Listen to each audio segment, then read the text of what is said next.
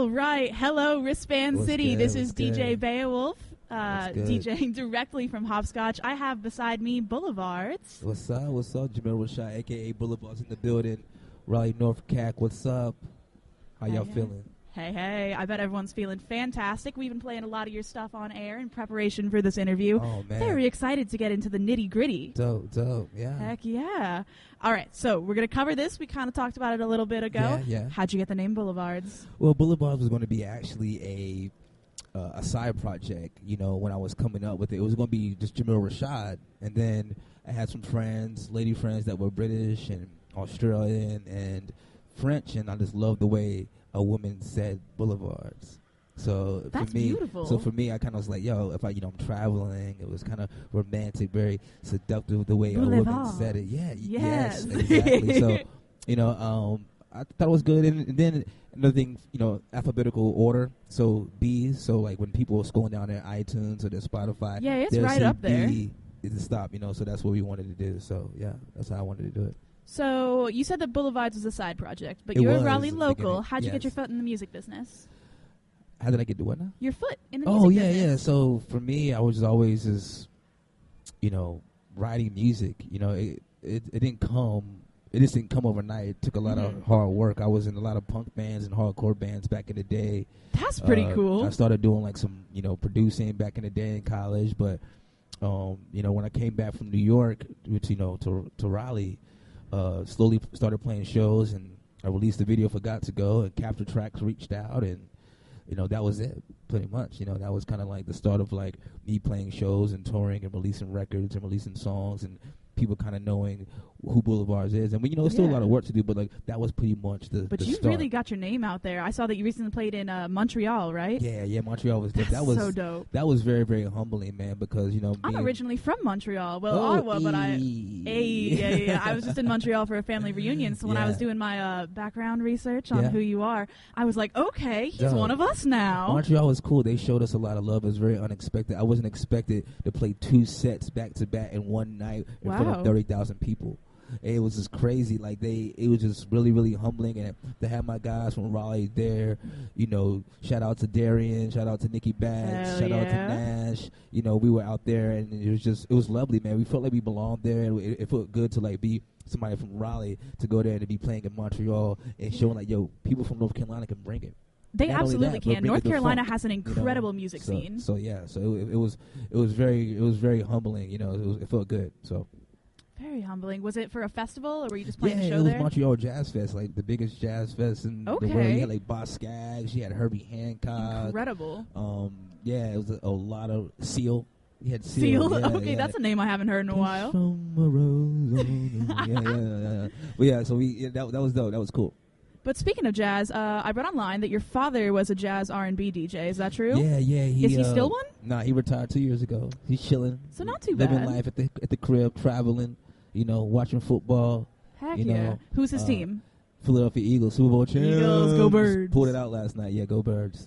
But he was doing that for about close to 30 years, and he also taught communications at Shaw University. That's where he DJ'd, and that's what he was doing. So he was a local too. Yeah, the online article that I read said that he was a Philly DJ. Yeah, he's from Philadelphia, born, but he came here. He moved here with the school at Shaw, and that's where he got his. Yeah, foot it's like 5 miles from here. Yeah, so that's where he kind of got his foot into the door, was when he did that. So that was dope. So. And speaking of your dad again, is he the one on the Black as Hell album cover, single cover? Yeah, that's me. Yeah, my dad. That is a cute photo. That was in Joe Frazier's boxing rings. Joe Frazier's actually my dad's great uncle. Wow. That's my dad's uncle. So that when I was a kid, so that talent was runs in your blood, huh?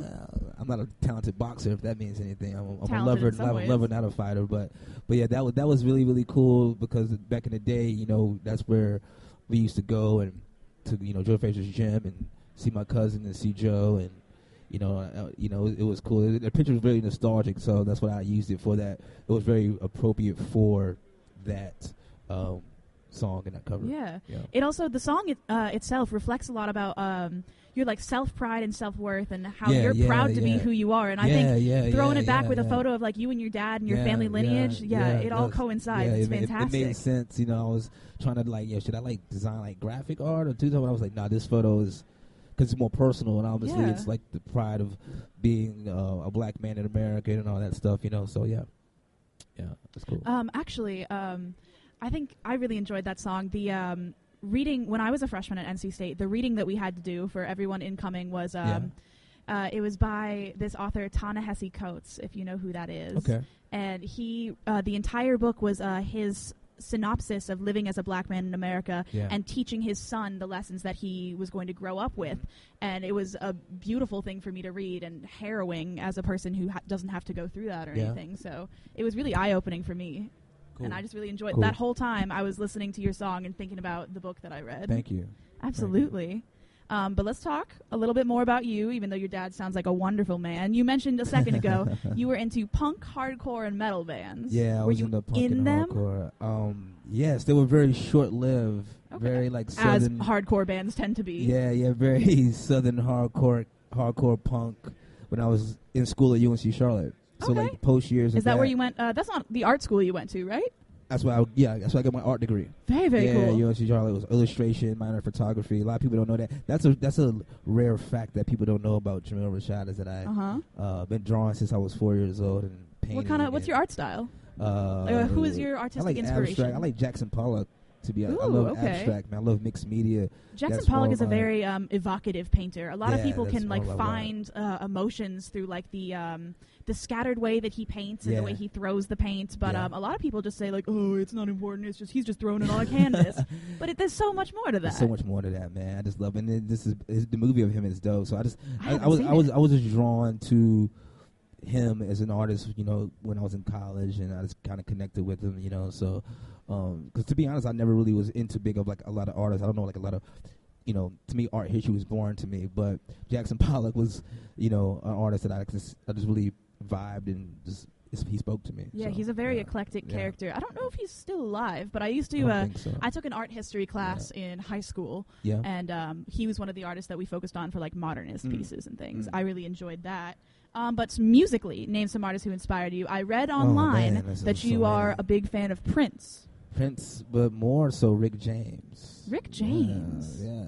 Rick James is who I always really, really looked up to as far as songwriting, production, charisma on stage. Prince is amazing as well too. Yeah, did you know Prince that his touring band, The Revolution, is playing Hopscotch? I know. Are you gonna go see him? I don't know. I got a show tomorrow. True. Well, their show's tonight. I gotta make sure I'm ready for you guys tomorrow, so I can bring it for you guys at Red Hat. You know, you can't go to a show, scream your lungs out, and not be able to perform. I know, but yeah. So like that's. Yeah, I mean, there's so many. I mean, there's bands like SOS Band, Slave, Confunction, Earth, Wind, and Fire, Take It Back to James Brown, you know, Sharon Jones, you know, there's so many, Pharrell, Breakbot, Daft Punk. There's so many artists that influence me when it comes to writing the songs that I do and the production and what we do. So if you could collab with any artist, I mean, like put out a song, put out an album. Dead or alive. Anyone. I don't care. Probably Rick James. Really? Yeah, man. What if it was, is he dead? Yeah, he's dead. Then what about alive? Oh, man. I don't want to sound cliche. No. Say it. But probably like Daft Punk. Daft Punk, okay. Oh, Nile Rodgers, which I'm, you could be their like secret fourth member that they never had. Daft Punk and probably Pharrell. Yeah, I mean, they've done music together before, so you could just be their third man. That probably, like, I mean, that's if anybody that would. So I'm putting that out there in the universe, manifestation, right? Putting that in the universe, Pharrell. Speak it into existence. Yeah, speak it into existence. Yeah, hopefully one day, you know, that would happen. Who knows? Maybe Pharrell's a fan of WKNC. Dude, Pharrell, if you're listening, we love you. Hey, we do love you. Yeah. Yeah. What I was going to say was when I was listening to your music, I could picture, I don't know if you're aware of these two artists, but Monty Booker and Smino. Okay. You could do an incredible collab with them. Your music had a very similar. I would highly recommend. They did this song together called Colors, spelt with a K. Really? Very much up your alley. I think you could really do something cool with them. But you're on tour now. You're playing at Hopscotch tomorrow night. What time? What location? 5:30 at the Red Hat Vibes. Ooh, are you playing any day parties during the next few days? No, but we do have a day kind of like evening party tonight at Raleigh Raw, kind of like a meeting. Oh, is it going to be like an after party type of thing? Yeah, no, just kind of like a party, man. You know, we're going to do some like ginger beer stuff, like custom cocktails for people, and just, you know, eat some good food and just kind of chill, listen to some like 90s R&B, kind of cool. Just hang out with, you know, Sharif, owner. Shout out to Sharif, owner of Raleigh Raw, and, you know, myself and a couple of the lovely, beautiful people of Raleigh going to come hang out. So you're mad connected within Raleigh then? It's a community, artist community. We all together. We all connected. Everybody's connected. I feel like once you're in, it feels smaller than it maybe from the outside. It's very small. But you know, North Carolina in general is small. Raleigh is my heart and soul. It is, yeah. So. But you're on tour now. Yeah. Other than Hopscotch, are you excited for any particular city? I know you're going all over. I can't even say you're sticking to the East Coast or anything. San Diego will be tight. Playing Kaboo Festival, which is like kind of like the Coachella of the beach. You got like Robert Plant, Katy Perry, Post Malone, TLC, Gucci Mane, Wiz Khalifa, myself, Earth, Wind & Fire, War. You're going to play Jimmy a lineup with Earth, Wind & Fire. Jimmy Eat World. Jimmy Eat World, so sick. Like Vanessa Carlton. Sick. Yeah. Oh, my God. Yeah, it's a crazy, really, really big, dope lineup, which I'm really excited for. It's a dope lineup. You trying to fly me out to San Diego? Yeah, maybe. Yeah, maybe. If this interview goes well enough. I look at my miles, see if I got any miles stacked up. Yeah, let me bubble a couple air points off of you. Exactly. Have you performed in any of the locations on your tour before? Not San Diego. LA I have when I was touring with the band Rye. And I was playing at the Orpheum. Costa Mesa I had performed. That was dope. San Jose I never really performed. But, yeah, I mean, then I got another tour later in November with a legend rap artist, hip-hop artist called Lyrics Born. Very cool. That should be tight. And I'll be coming here because I'm playing at Motorcrow. You always got to come back to your home. Yeah, I won't be Raleigh, but it'll be Motorcrow. Motorcrow's a good venue. It'll be Durham, so I'll be Cola headlining that, and that's going to be dope. That's going to be have the guys out there, the band, and it's going to be fun. So. Do you have a favorite show memory? Or like the wildest experience? Like, has a fan ever thrown something at you on stage? I think in Australia if they throw shoes at you, that means you're killing shoes? It. And I have like bras thrown at me. That was the only. That's very typical, though. That's never typical. That was only in Australia. Typical for artists in general, though. Like shoes is a little weird, but I've heard of people throwing bras before. I think the wildest is probably when I got kicked out the Orpheum in LA because. You know, being sober now is cool. Like, you know, I think all the times I was like performing like wild, belligerent, but like I'm actually sober and clean, and I do my Soul Train line in the crowd like I always do, and they kicked me out at the Orpheum for doing my Soul Train line. They did tell me a sound check I couldn't do it, but I was like, forget that. Nah, I'm gonna do it anyways. I'm gonna do it anyways because it's part of the show. It's part of what I do. It's part of Boulevards experience. You know what I'm saying? So I had to do it. So. All right, so let's talk about music. Favorite and least favorite song to perform? Of mine? Yeah. Oh, wow. I mean, if you do covers, you can mention those too, but I'm trying to talk about Boulevards. I think my favorite song to perform is probably Sanity's the last song because that's when I do the Soul Train line.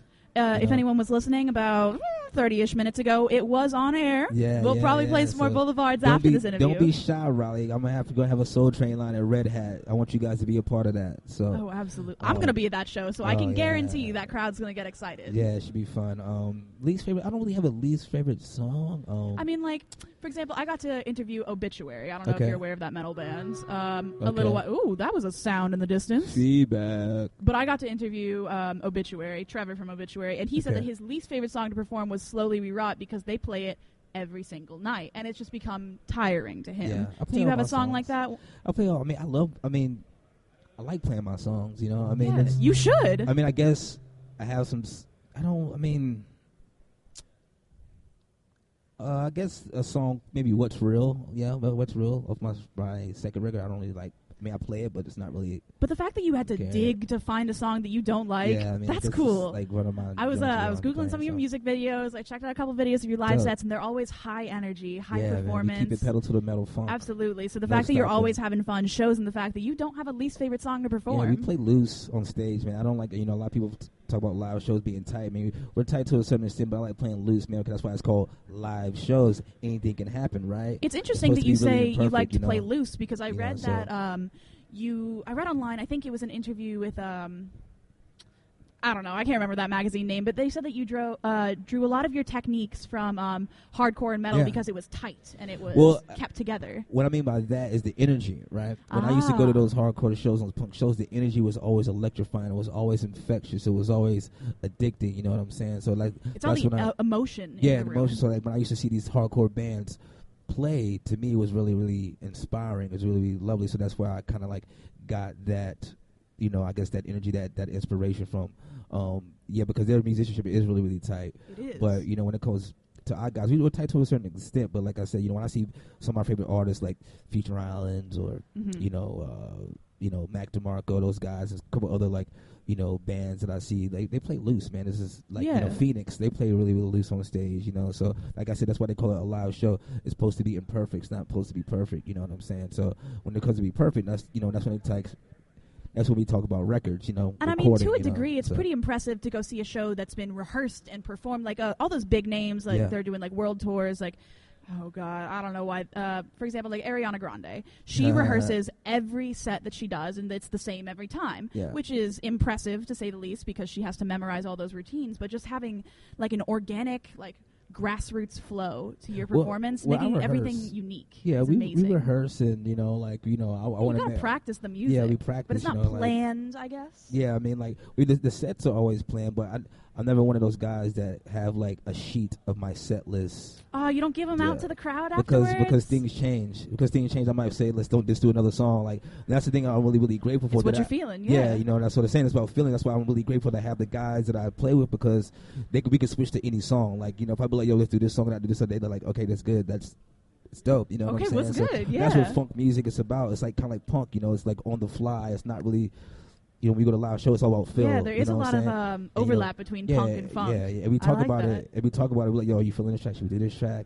You kind of like being a DJ, almost feeling the crowd out type of thing. Yeah. Should do this crowd? Should we, do this I went to a merge about a week ago for their local artist spotlight, and there was this. Never been there. It's dope. Yeah, it's dope. Cool. It's a cute little bar. It has like an underground feel because you have to like go down a flight of steps to get in. Like Neptunes. Yeah, exactly. And it's got like art hanging on the walls. Yeah. Very, very cool. Shout out Neptunes. I won't be at your venue tonight because you're 21 plus. Neptunes, but shout out to everyone else who's going. Yeah. But anyways, I saw this group called Darren and the Buttered Toast, and they did this. Sick name. That is sick, and they're from made me hungry. Oh yeah, I'm about to go get lunch after this. But what was so impressive to me about them was that they were doing what you were saying, just feeling out the crowd, seeing what they liked. By the end of their set, everyone was dancing, and the whole crowd begged 3 times for encores, 3 extra encores, just because their energy was so infectious. I think it's all about. I mean, you want to take yourself seriously to a certain extent on these live shows and being an artist, but like when you're on stage, it's about having fun. People are drawn to that fun, right? To that energy. You're not really having fun on stage. People can see that. People can be like, yo, they're not having fun. I mean, I really don't want to dance with these guys, and what I'm saying? I don't want to leave, but like when people see guys are on stage that are having fun, people are drawn to that, and that's why I think our shows, people love our shows, because we're all these guys on having fun. We're on our own world. We're playing in front of like 10 people to 3,000 or 30 people, but like when we're on stage, that's us. We're having fun together. Us homies are just playing. That's amazing. We go into these shows like we're just homies playing, man. Well, I can definitely say to all our WKNC listeners, Boulevards is an artist to see. He and the rest of the group are on the top of my list, I would say. It should be fun. Yeah, I'm really excited. Playing at Red Hat, I played every pretty big venue in the Give us that time and location one more time. 5:30. Well, 5 o'clock show. Doors open, but we going to 5:30 at Red Hat, bringing that funk, that pedal to the metal punk funk for y'all, man. Make sure you bring your dancing shoes and your freak flag, and come hang with your boy Boulevards, and make sure you come see Chic too, man. They're legends, man. Pay your respects. That's why I do this music, to pay homage to people like them. So. Hell yeah. Well, we're going to go ahead and switch over to the next DJ. It was a fantastic time interviewing you today. Awesome. Thank you for coming by. Much. Thank you for having me. Before we sign out, you want to put one of your songs on air? Yeah, let's do my jam Up on Your Love, man. We're going to, because I love I love Raleigh, so in love with the city. You guys are my homies. Yeah, see you guys Saturday. All right. Up on Your Love.